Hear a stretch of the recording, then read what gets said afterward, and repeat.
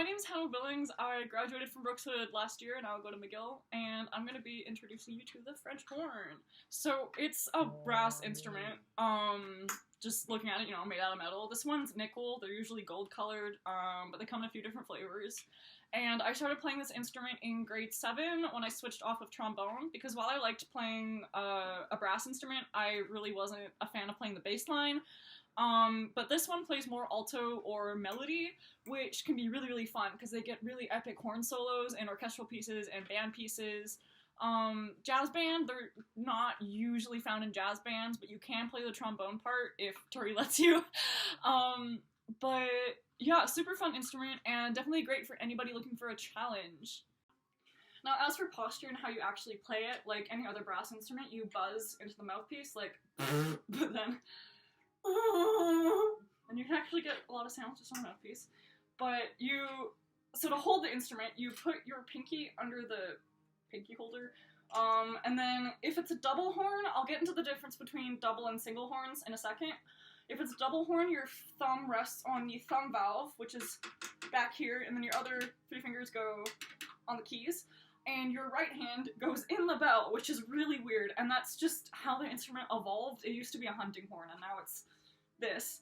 So your hand, you shape like this, and then put at the front of the bell like this.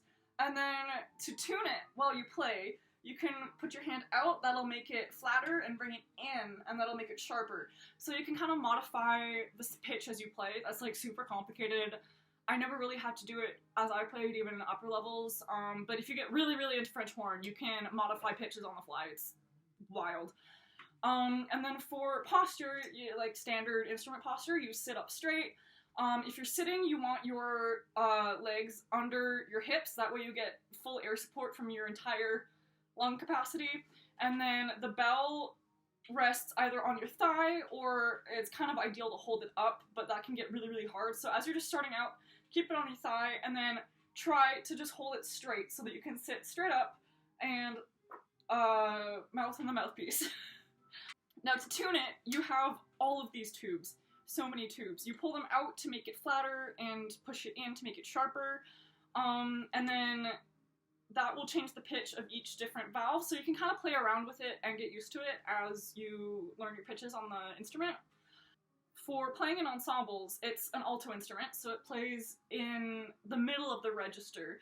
And it can also go a lot higher to play like melody lines and soprano lines, but for the most part you'll play in the middle of the treble staff. This is also the only instrument in the band, and even the orchestra, that plays in the key of F, so it's also called the F horn. Yeah, again, super weird, interesting instrument. As this is an alto instrument, you get a lot of solos, especially in orchestral pieces, really epic, beautiful brass lines. And in the band, you'll get like the funky melodies, and in marches, you play the ba part. You just get so many cool parts on this instrument, which is why I wish more people would play it, because the part is super important, but it's also really, really fun. So one of the great things about French horn is you take it out of the case and it's ready to go, comes in one piece. You just put the mouthpiece into the lead pipe like that, and it has its own little pocket in the case. Super easy setup. And to take care of it, if your valves ever get stuck, sometimes you push these down and the rotor that changes the pitch actually won't move. You put some oil under these caps, which screw off if I can get it off, these caps. You put some oil in here and kind of push it back and forth, work it in, and then you take the slides out and put it in here. And that should lube it up enough for you to be able to switch the keys on and off. Every now and then you'll also have to put a brush through the instrument to get out any gunk. And these instruments, if they don't come with a spit valve, you will have to do a funky little dance to get the spit out. I'll show you in a sec. That's when like enough condensation builds up into the horn to cause like a gurgle sound when you play. So you just get that out by working it through all these valves, and there are a lot. So you have to twist it to work the spit through all of the valves. It depends on the wrap of your horn, like how the tubes are laid out.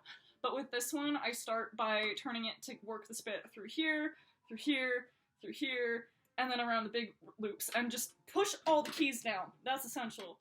I'll actually demonstrate it now. I don't know if there's actually enough water in here to have anything come out when I'm done, but I'm just gonna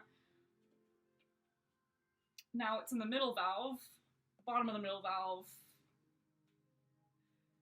And now the spit should be right here. So I'll do it again, and then twist around, and then back.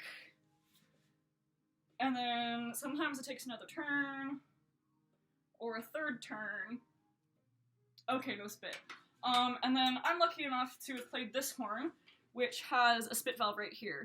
So you just flip that and then blow through it and spit. It should maybe come out if you're lucky. The French horn is a very mysterious instrument, and sometimes spit gets lost in here.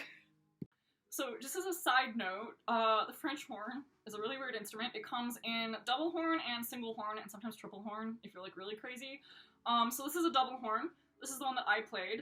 And what is different from a double horn versus a single horn is it's like a 2-in-1 horn. This is the F part and the B flat parts in the back, and you have a thumb valve to switch between the two. And what's nice about that is you get more fingering options, because otherwise you'll have to use your mouth to change pitches a lot of the time, which can get hard and tiring. And it's nice to have more fingering options. It can also help you have like a higher range, just because you get more support from actually changing the valves that'll change the pitch just through the brass instead of having to do it with your mouth. And double horns tend to be like higher end models, like they're made for like intermediate or professional players, where single horns can be like cheaper and they don't have as great tone, and they can be a lot harder to play.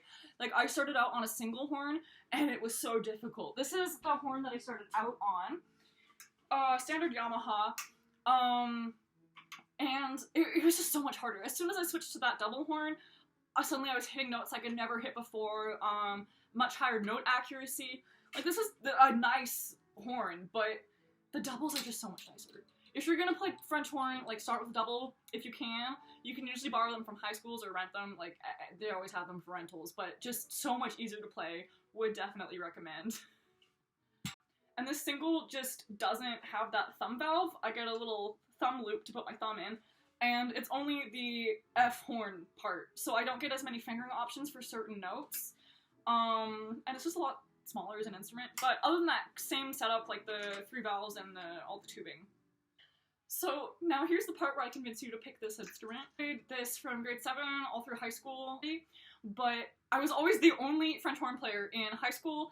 I got to play with a horn section in the Langley District Honor Orchestra. But the thing about French horn is just nobody chooses it in elementary school, I think because nobody knows about it, but that just means that you're missing out on like the richness of having all the parts in concert band and just some really fun solos. It's also a really good challenge instrument. Like, I'm not gonna say that this is an easy instrument because you only have 3 keys and maybe a thumb valve, and a lot of it comes down to embouchure, so you have to change the pitch with your mouth, which takes some getting used to. Totally doable, and what you get out of it is really sick solo lines. So you'll also get into a lot of ensembles. Like, I had no issue ever auditioning for orchestras because they just need French horn players. Like, there's not a lot of us, but it's a super fun instrument for those who do get into it. So would definitely recommend for anybody who wants to play some really nice solo lines and iconic melodies from orchestras. And also, if you're interested in ever playing in like a district orchestra or the musical theater orchestra with Mr. Turry at Brookswood, you'll always have a part, because not a lot of people play these, and they just sound super nice in any group that they're in. So yeah, please play the French horn. We need more horn players. So if I can find the video, I'm gonna attach a video of me playing in the Langley District Honor Orchestra with the French horn section.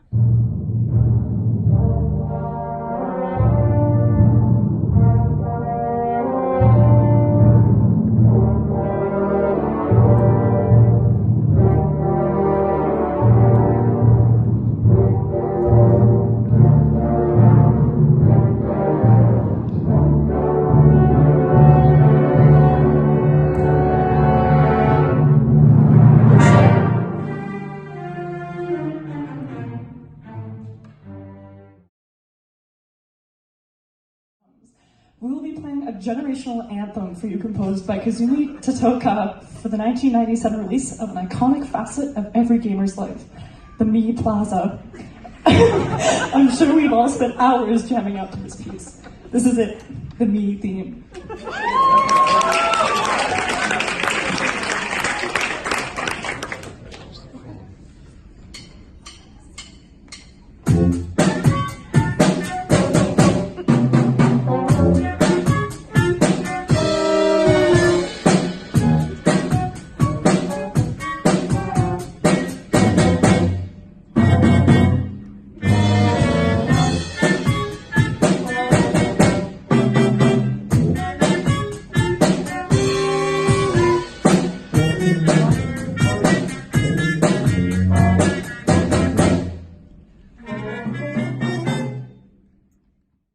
that's all for this video. I hope you found it helpful and are considering playing French horn, because this instrument is way too slept on, but it's a good time. You'll play some sick parts, and we really need some more horn players, so yeah.